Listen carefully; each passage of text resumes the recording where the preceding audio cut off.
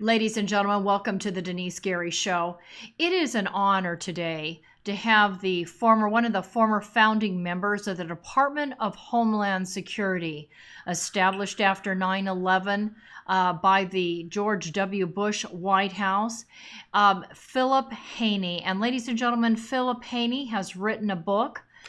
Here it is in my hand, See Something, Say Nothing, and it exposes the tremendous national security threat that the Obama administration posed to the United States by refusing to consider and look at the facts with respect to Islamic terrorism and groups like the Muslim Brotherhood working to undermine our security interests here in the country. PHILIP HANEY, welcome to the Denise Gary Show today.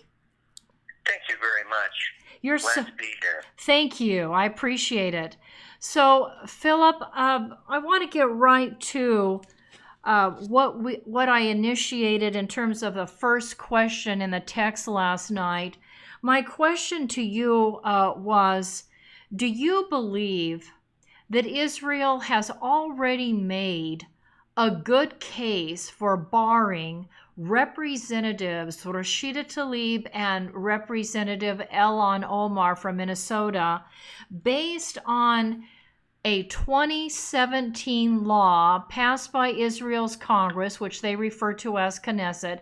They passed a law actually barring any boycott, divestment, and sanction activists from entering the country. So I guess the first part of my question, sir, is Israel standing on solid ground, i.e. standing on her legislation that was passed? Is it not important for a democracy to respect its own rules of law? Your thoughts, PHILIP? Just to get to the bottom line, absolutely it is. Okay. And earlier, as we talked about this, I was thinking about this concept of sovereignty. You and I may have talked about sovereignty together before. We have, yes. Go ahead, though. I want to hear I want to hear it. Go ahead. But the whole concept of sovereignty, the right of people to choose the form of government they would live under, and then the obligation of that chosen government to protect the rights of those people, that's just a short paraphrase of the Constitution itself. And more fundamental than the fact that they have a strong case to prevent Ilhan Omar and Rashida Tlaib from entering, and we'll get to this in a second, they could have actually gone. Oh, absolutely. More than one time. Oh, yes. Prior to and or afterward. But that aside, the question is more fundamental. Does Israel or America or any country have the right to choose who comes into their border or into their country or not? And that question is sovereignty. Does Israel have the right to exercise its sovereignty and allow or refuse any certain person to enter their country? Absolutely they do. Well, do we, America, have the same right? Mm-hmm. Absolutely we do. And isn't the great argument that we're seeing today about national security and border protection, if you boil it down to the last potato in the pot, isn't it really about sovereignty? I believe it is, sir. And I look at the history of the United States, and of course the United States of America has barred terrorists, people that are terrorist supporters, from entering the United States. I think that, would you agree, sir, that, getting right to the heart of the matter, since BDS activists like Rashida Tlaib and Ilhan Omar basically support suicide bombers that are acting on behalf of the Palestinian Authority or Hamas, the Islamic Resistance Movement, based on the fact that BDS activists support terrorist activities and are calling for the destruction of Israel through an economic boycott, does it not make sense for the state of Israel to exercise its sovereignty, but uphold the rule of law and a 2017 statute that was passed barring BDS activists that are looking for and wanting to destroy the state of Israel. If you have a broken water line in your upstairs bathroom, what's going to eventually happen to the entire house? It will be destroyed through water. Yes, it will. It'll flood the whole house. Right. Can you contain that broken water pipe in the bathroom, under the sink? And should you just, just make a temporary fix and not? No. It puts the entire house at threat. Now, why should Israel allow people that are openly declaring their hatred, the everlasting hatred? This has gone on for thousands and thousands of years. This isn't just something that happened with Rashida Tlaib and Ilhan Omar. And this law that you referred to about the BDS movement was passed before either one of those two women was even elected to Congress. Exactly. And I don't understand why the Democrats aren't talking about it. Let's move on. Steny Hoyer, a Democrat leader there in the House of Representatives, came out in a statement saying that he is, quote unquote, deeply disappointed. He thought that the state of Israel's move in barring Tlaib and Omar from entering Israel was disappointing, disrespectful, unacceptable, and a self-inflicted wound to the U.S.-Israeli alliance. Question: why is Congressman Hoyer not standing up for, as you make an excellent point, the 2017 law passed by Israel was before Tlaib and Omar became members of Congress? Why wouldn't he want Israel to stand up for the rule of law, number one, and make such a statement to the nation? And why, in addition to that, is Congress, again, not making the point loud and clear that in light of the terrorist attacks, and by the way, ladies and gentlemen, if you didn't know it, there are terrorist attacks that on average happen on a daily basis in Israel.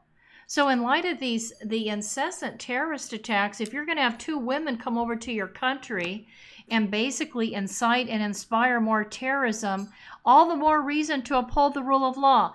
What is this statement by this Democrat leader from the state of Maryland? What is that about, Philip? It's the same problem that is saturated through Congress. It's the reason why the border is not fixed. It's the reason why immigration law is not enforced. It is the reason why cities like Baltimore and Newark, New Jersey, and Trenton, and all up and down the eastern seacoast are as dilapidated as a war just came through. It's because their worldview is not based on the Constitution. It's based on a concept of inclusion and diversity and fairness and equality. And those are noble concepts in one sense, humanitarian concepts, but they're not constitutional principles.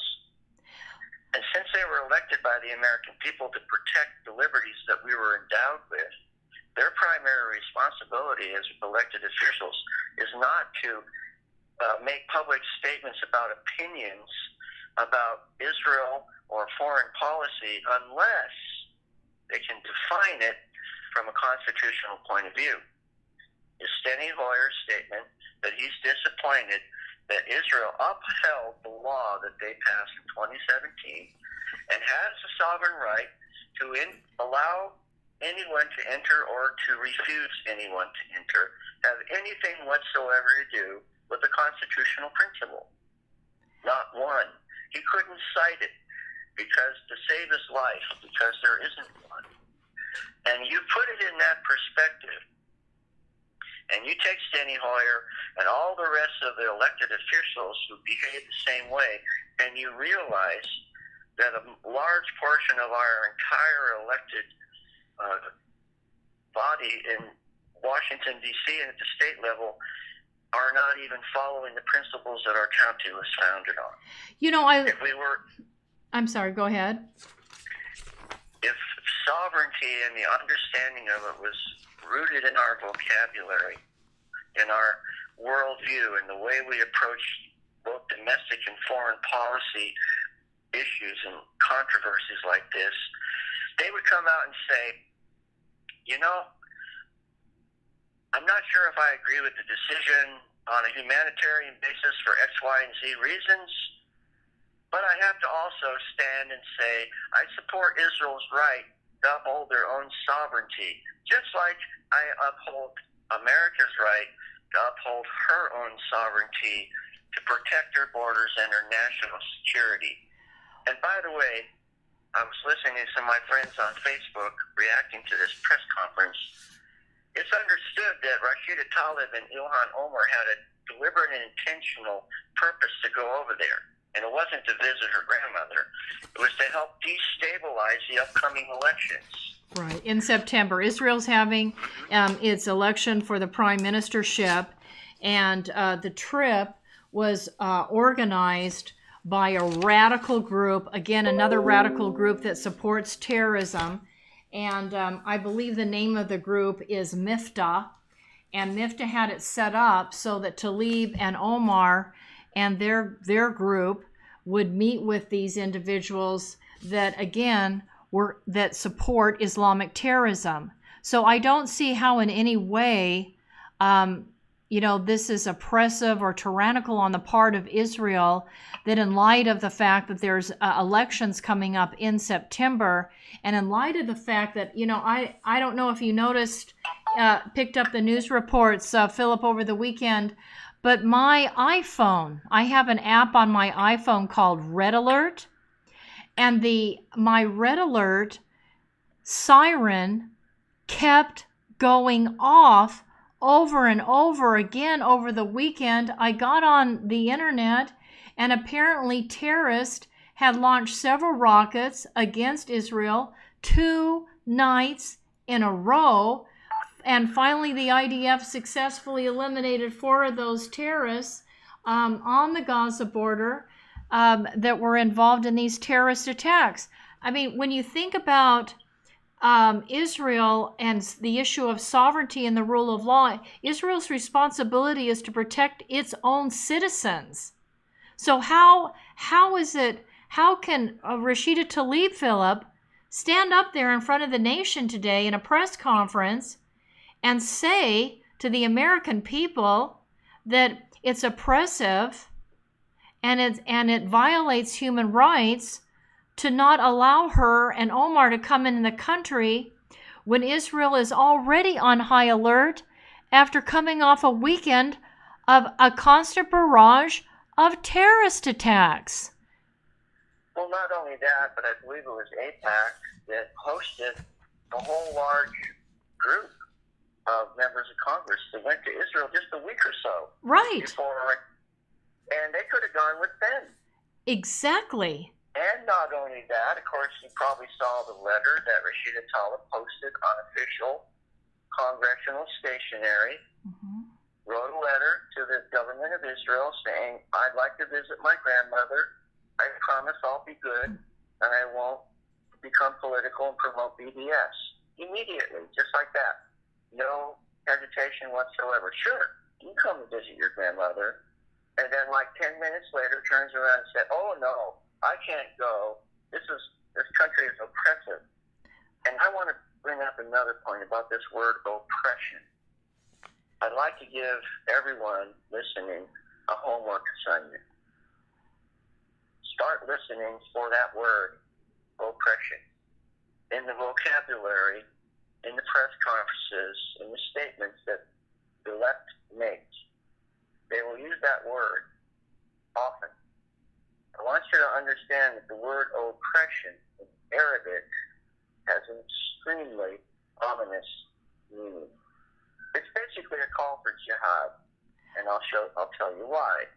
In the Quran, the word for oppression is called fitna. Fitnah. Right, fitna, right. Yes. Now, fitna, according to the Quran, says in the Quran, chapter 2, verse 191 through 193, it says that fitna is worse than slaughter. The act of opposing the intentions and the plans and the wishes of the Muslim community, in this case, Rashida Tlaib and Ilhan Omar, is a worse crime from their perspective than slaughter. Now, that's a hard one to wrap your head around. Yeah. Because it's counterintuitive to the way that us in the West, with the biblical worldview, see it. Because we value the life of every individual, and we're not going to attack you and try to end your life if you say something that we don't agree with, or that interfere somehow with our political plan or our social plan. But according to Islam, fitna is worse than slaughter. And so when they say those words in English, the Islamic community knows full well that oppression is equal to the word fitna in the Quran. And according to the Quran, the Muslim community globally is required, obligated, according to Sharia law, when they encounter fitna, is to oppose it, fight against it. There's your jihad. Right. Up to and including the point of slaughtering the people that you're fighting against. Well, now, somebody might say, wow, Mr. Haney, you really went over the line that time. Well, I would simply challenge them, go on the website called Quranic Arabic Corpus and look up the word oppression in the English little, search part, and you'll find it. It'll come up. It'll be fitna. And then look through the verses in the Quran that have that word fitna, and you are going to be shocked. I promise you. Because this concept of fitna is worse than slaughter is saturated into the worldview of Islam. That's why they become so angry, like Ilhan Omar and Rashida Tlaib. They expected to literally tell the Israeli government, based on not only their worldview as Muslim, but now they have additional authority as members of the Congress. Well, if we feel like coming here, we're just going to do it. And you're going to have to let us do it. No, Israel said, no, you don't just have to let me do it.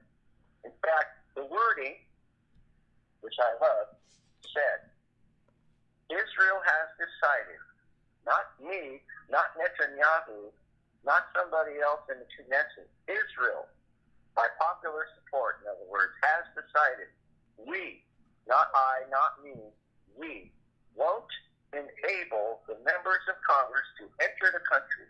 We won't allow those who deny our right to exist.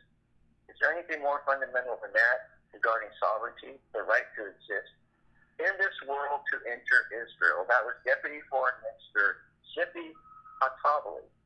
Right. That. A liberal. And she's a liberal.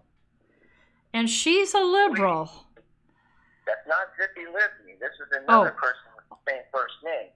Okay, I'm sorry. Zippy would be closer to what Livni would be closer to what we call.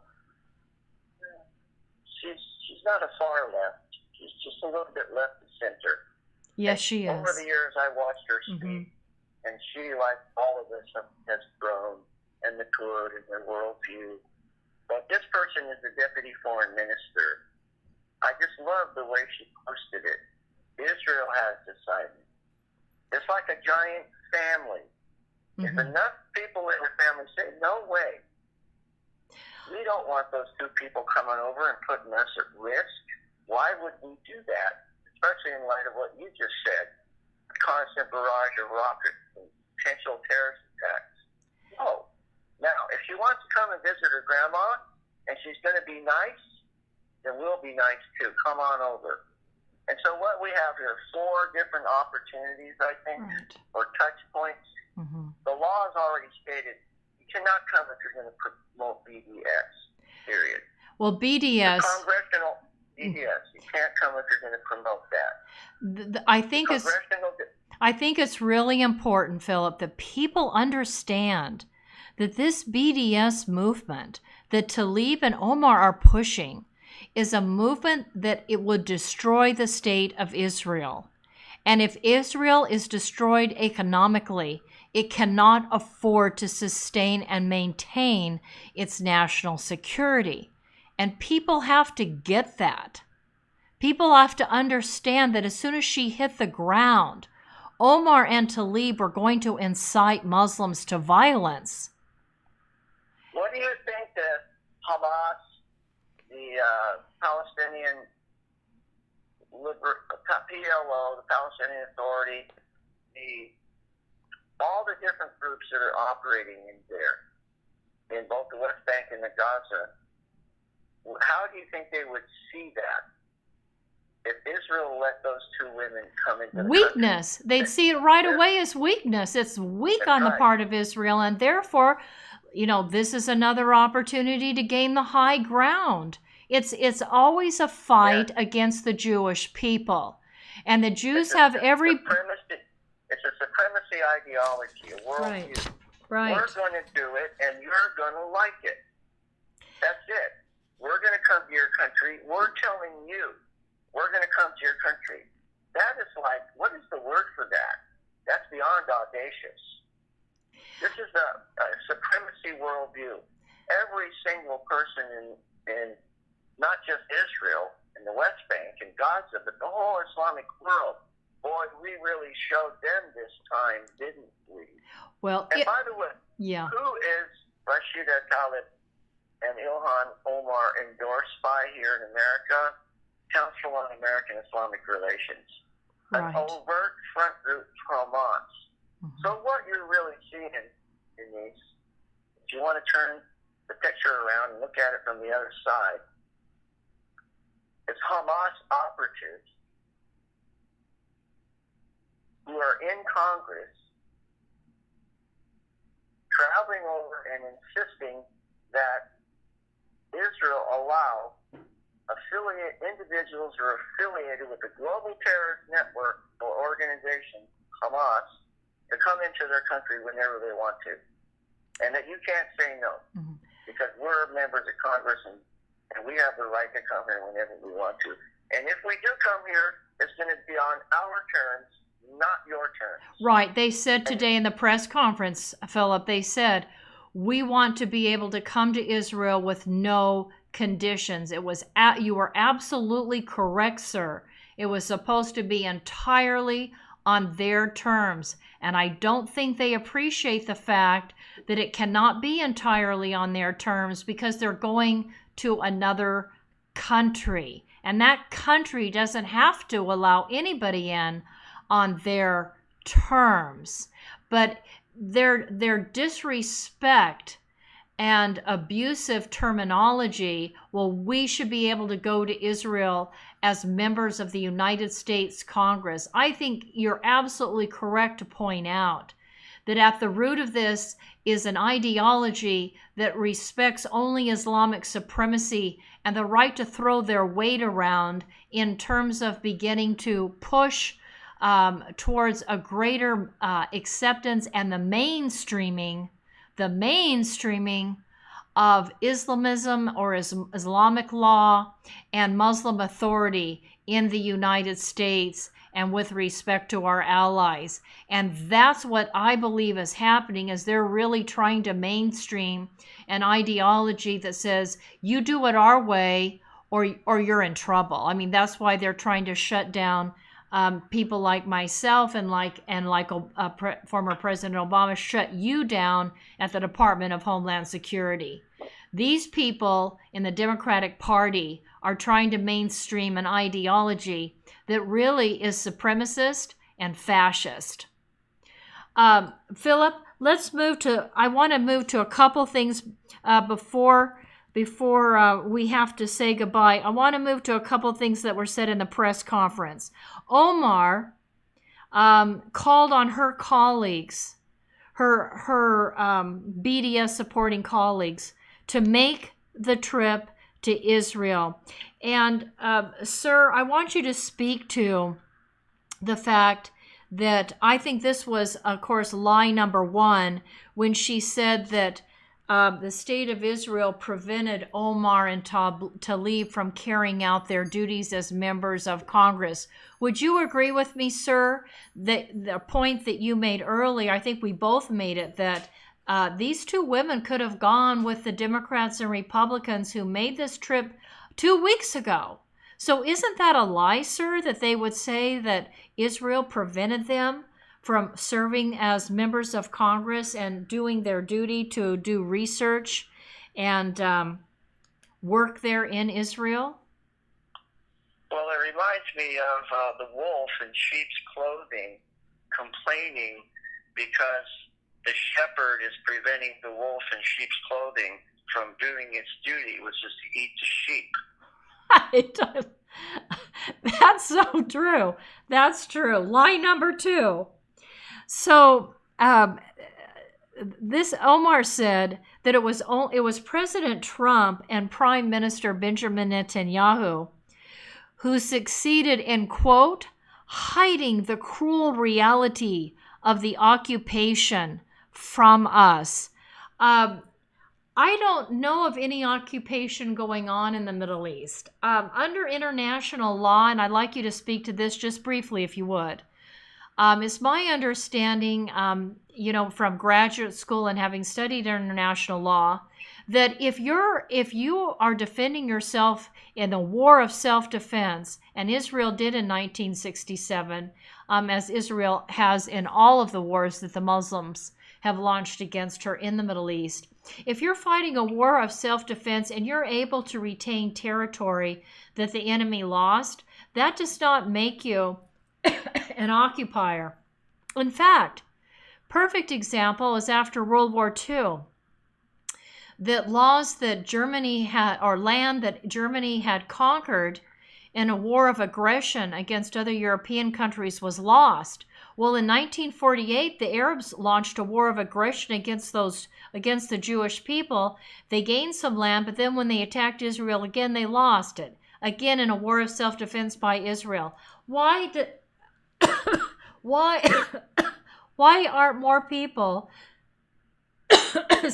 making the point that there's no cruelty with respect to occupation?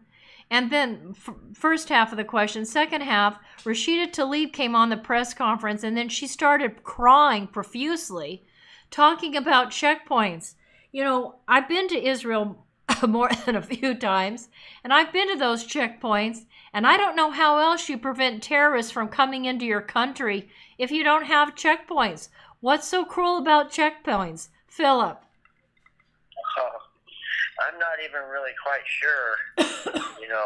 I've got a whole list of ways to respond to many of the points, and we could do 2 or 3 or 4 programs. I know, but give us. So, with respect to, let's just address the fact that Tlaib and Omar talked about the cruel occupation.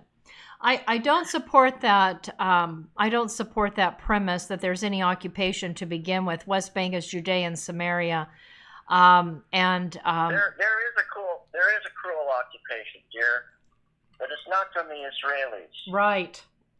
You go to the West Bank and you find the cruel occupation is not the Israelis. It's Mahmoud Abbas, who was elected 17 years ago, 18. I've lost track. Yeah. For I think it was a 4-year term. Right. And he's been in power ever since and not held elections. If you want to talk about oppression and cruelty, how about Gaza?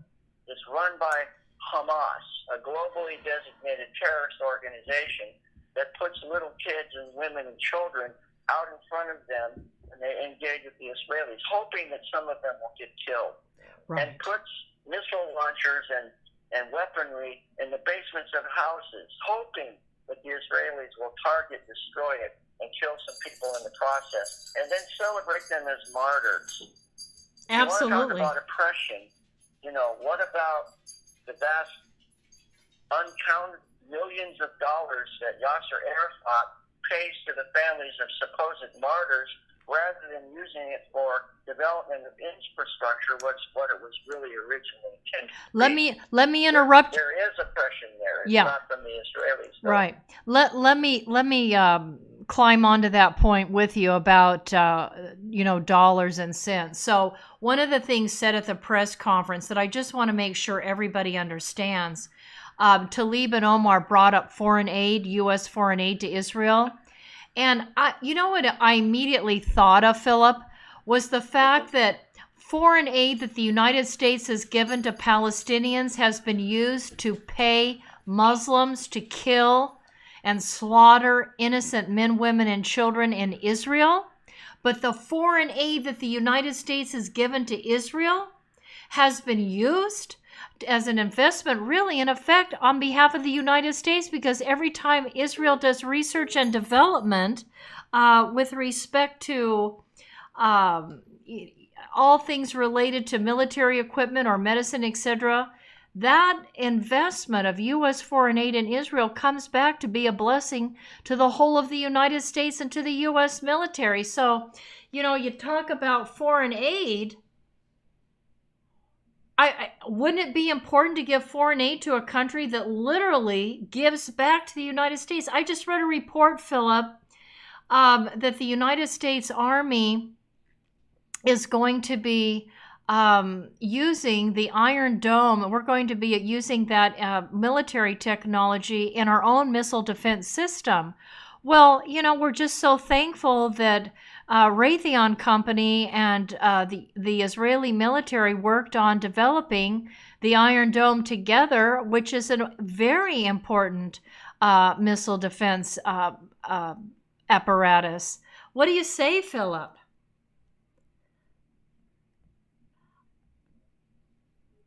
We lost Philip Haney. Okay, so ladies. Hey, I'm here. I'm back. Oh, you're back. Sorry. Oh, okay. I muted it because Okay. didn't want to Okay. voice over. Oh, all right. So, what did you think about that? Israelis are geniuses at technology. The cell phone I'm talking on now has been improved immeasurable number of times because of the technology from Israel. But you started out this part of the conversation about foreign aid. And Ilhan Omar and Rashid Tlaib are criticizing the foreign aid to Israel. But this is another example of grotesque ignorance. The reason that we give Israel foreign aid goes back to Camp David, the Camp David agreements with Sadat. We also give Egypt equivalent amount of foreign aid. That's the whole arrangement.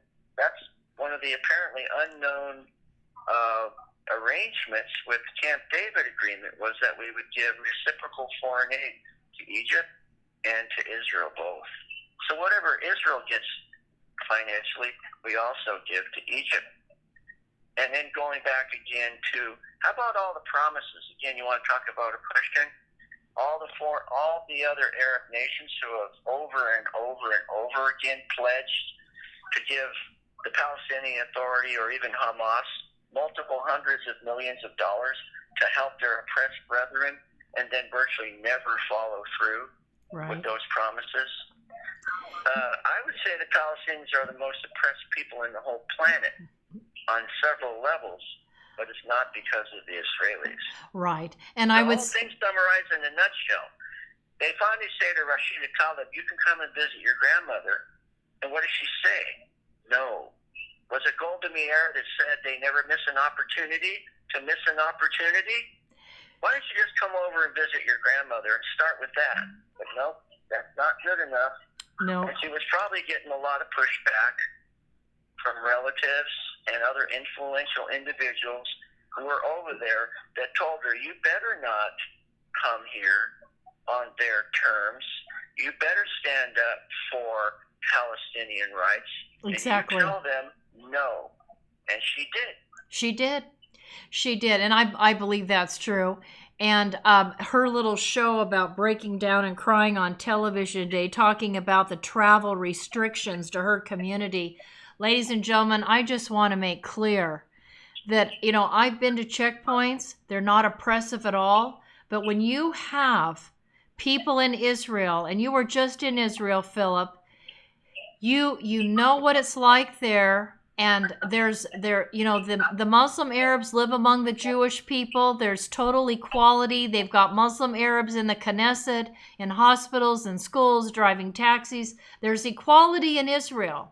And so Israel doesn't know who might be a terrorist and who might not be a terrorist. And those checkpoints are designed to basically make sure that the people coming over are not carrying a bomb or a knife or a gun or some other kind of device that's going to kill innocents. And I think that's an extremely important point. Philip, I'll give you the last word. Well, let's just pretend like, let's put the scenario over here, and we have, you pick a country, Iranians, Persians, Yemenis, any country, you pick it. And they make a big formal announcement. They're members of the parliament or the legislature over there in their country. And they make an announcement, next week, we're coming to America. We're going to fly into JFK, and you're going to let us in. And we're going to go wherever we want to in your country, and you don't have a word to say about it. How would the average American feel about that? They would say, no way. Well, especially if they're going to incite people to violence. Well, and we would say the same thing. Instead of saying Israel has decided, our White House would say America has decided. We will not enable the members of your Congress, Iran or Yemen or whatever country, Sudan, you name it, to enter our country.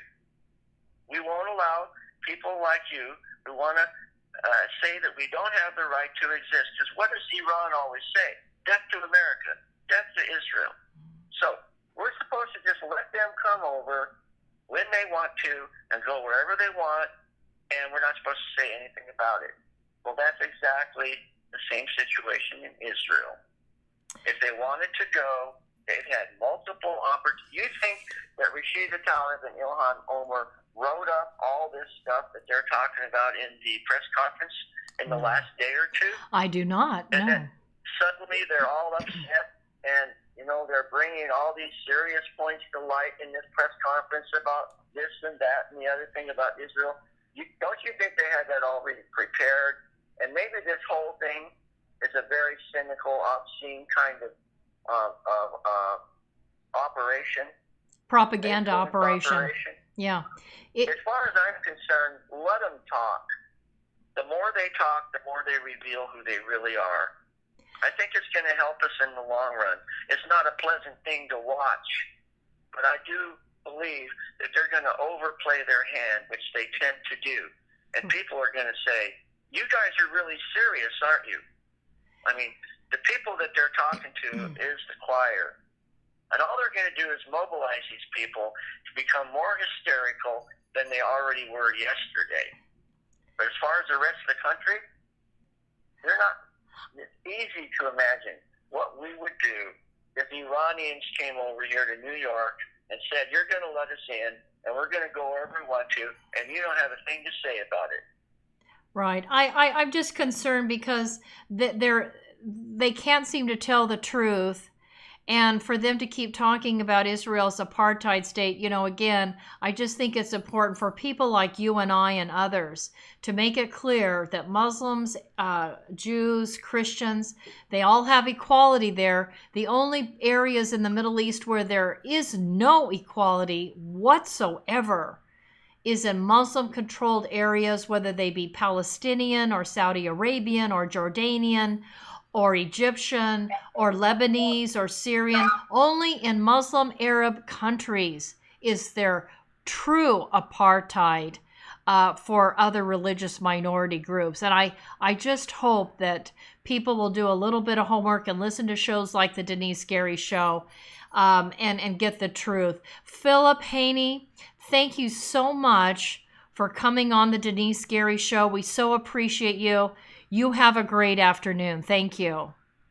You're welcome. Thank you very much. Look forward to our next chat, sir. Me too. Thank you. Okay.